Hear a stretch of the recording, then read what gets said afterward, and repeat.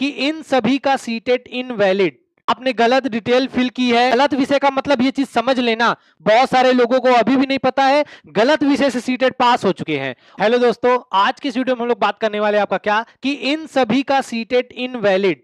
मतलब अब अगर आप सीटेट पास कर चुके हैं फिर भी आपको दोबारा से सीटेट पास करना पड़ेगा। क्या कारण है, क्या रीजन है, आपको एक एक करके बताऊंगा। और देखो, गलतियां आप सभी को पता होता है, लेकिन जब तक आप लोग इन गलतियों की वजह से डीवी में बाहर नहीं होते ना, तब तक आप उसका सुधार नहीं करते हैं। अब क्या क्या गलतियां हैं, किन किन वजह से आपका सीटेट इनवैलिड होने वाला है और किनको किस तरीके से सुधार कर सकते हैं, वो आपको वीडियो में लास्ट तक बताऊंगा। और ऐसे ही महत्वपूर्ण टॉपिक आपको समय समय पर मिलते हैं, तो उसके लिए चैनल को जरूर सब्सक्राइब कर लीजिएगा। देखिए, सबसे पहले किसका किसका सीटेट आपका इनवैलिड होता है।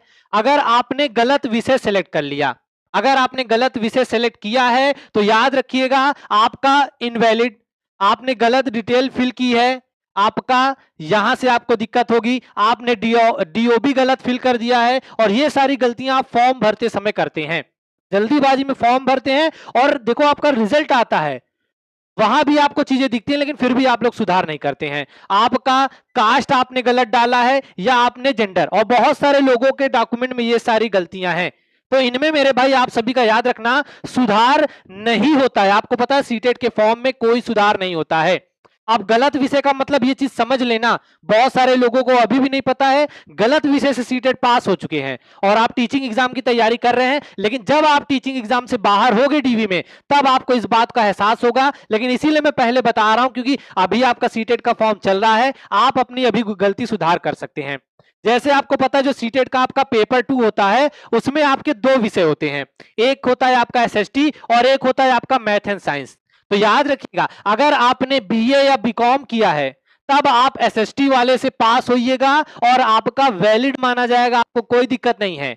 लेकिन आपने बीए या बीकॉम किया है, आपने गलती से मैथ एंड साइंस से सीटेट पास किया है, तो मेरे भाई गया आपका, आपका इनवैलिड है, आपका मान ही नहीं होगा, डीवी में आपको बाहर कर दिया जाएगा। बिहार शिक्षक भर्ती, केवीएस, DSSB, हर जगह में बहुत सारे बच्चों को ऐसे ही बाहर किया गया है।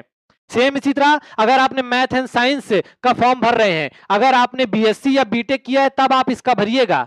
अब कुछ लोग होते हैं जिन्होंने बीटेक किया है, उनको समझ में नहीं आता कि क्या भरना है, तो जल्दीबाजी में वो एसएसटी से पास हो जाते हैं और डीवी में फिर बाहर हो जाते हैं। तो ये जानकारी याद रखिएगा, आपको कहीं नहीं मिलेगी जो मैं आपको यहाँ पे बता रहा हूं। क्या, अगर बीए बीकॉम है, पेपर 2 में अगर आपने एसएसटी पास किए, आप वैलिड है, कोई दिक्कत नहीं। आप बीएससी या बीटेक है, पेपर 2 में मैथ एंड साइंस है, पास है, तो आपका कोई दिक्कत नहीं। लेकिन अगर आपने उल्टा कर दिया तो आपका सीटेट की डिग्री इनवैलिड, कुछ नहीं हो सकता।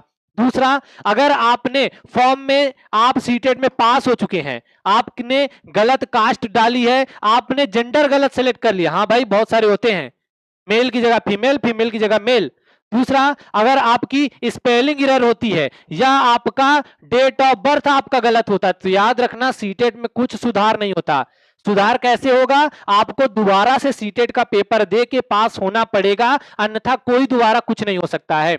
अब बहुत सारे लोग बोलेंगे अरे सर ऐसा कैसे, हम तो पास, मेरे भाई आप भले पास हो, अभी आप सुधार नहीं करवाओगे, लेकिन कल को जब डीवी में बाहर किया जाएगा तो आप कुछ नहीं कर सकते।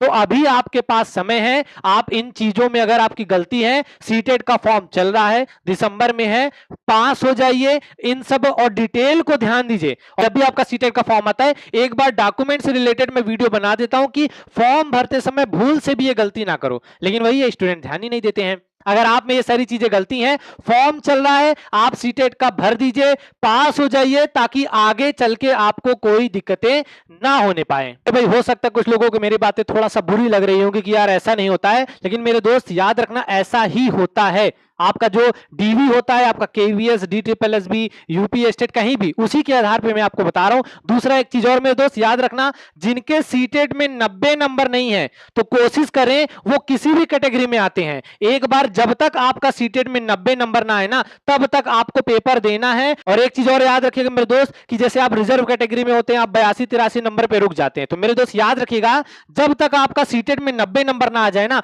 तब तक आपका सीटेट का फॉर्म आपको भरते रहना पड़ेगा। एक बार 90 नंबर आ जाए, लाइफ टाइम के लिए आपका सीटेट वैलिड होता है।